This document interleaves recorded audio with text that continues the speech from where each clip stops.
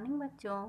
आज मैं आप लोगों को कक्षा 8 पाठ 10 राम का भरत को संदेश पढ़ाने जा रही हूँ।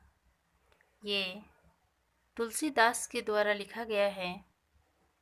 तुलसीदास जी इस चौपाई और दोहे में राम और भरत के संवाद का वर्णन किए हैं।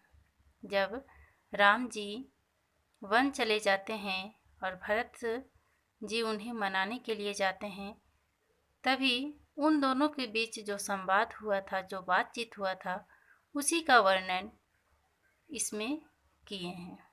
तो आइए देखते हैं क्या लिखे हैं। तो पहले एक दोहा लिखे हैं।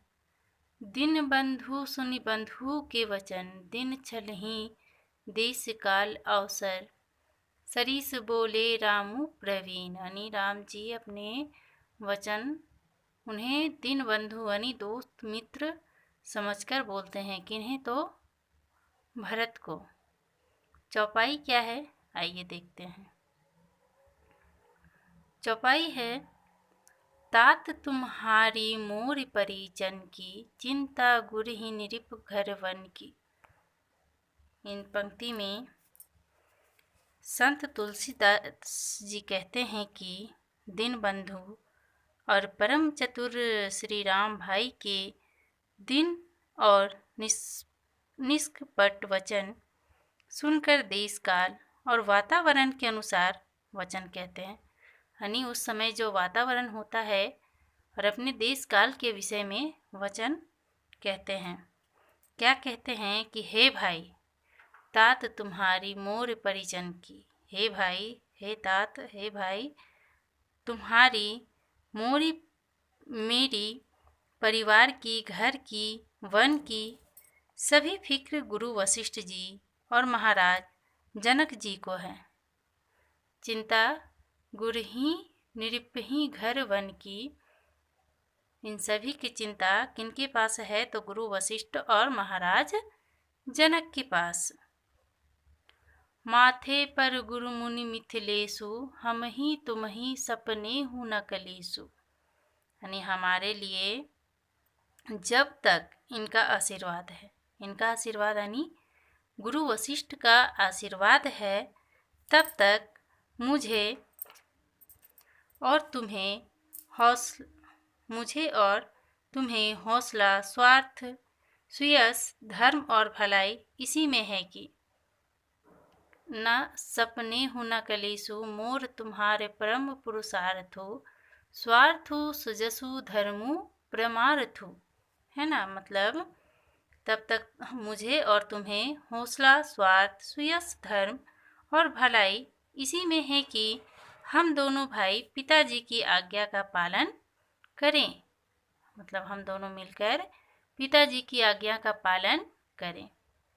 पितु यसु पल ही दुहि भाई, लोक वेद भल भूप भलाई। यानी पिताजी के आज्ञा का पालन करें हम दोनों भाई मिलकर। हमारी भलाई इसी में है कि साथ ही लोक वेद दोनों में हमारी भलाई है ना। मतलब लोक वेद दोनों में हमारी भलाई है। गुरु पितु मातु स्वामी सिख पले, चले हूँ कुब माग पग पर ही न खले। क्योंकि किसी भी राजा की भलाई उसके व्रत पालन पर अडिग रहने में है।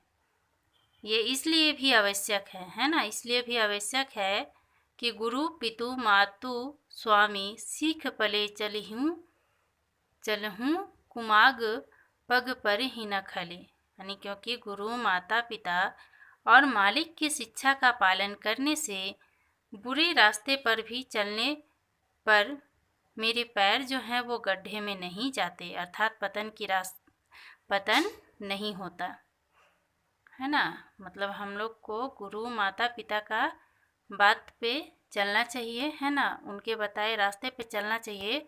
उससे हमारी पतन नहीं होती है और हम लोग कुमाग यानी गलत रास्ते पर नहीं जाते हैं। अगर गलत रास्ते पर गए भी तो हम गड्ढे में नहीं गिरते हैं। यस विचार सब सोच बिहाई, पलहूँ अवध अवधि भरी जाई। यानी श्री राम जी भरत को समझाते हैं कि तुम फिक्र मत करो, क्योंकि देश चिंता त्याग कर अयोध्या जाकर अवधि भर उसका पालन करो, है ना। मतलब तुम जाओ, फिक्र मत करो और जाकर अवधि भरी जाए, यानी अवधि जाओ, अवध जाओ और जाकर अपनी आज्ञा का पालन करो, यानी पिता की आज्ञा का पालन करो।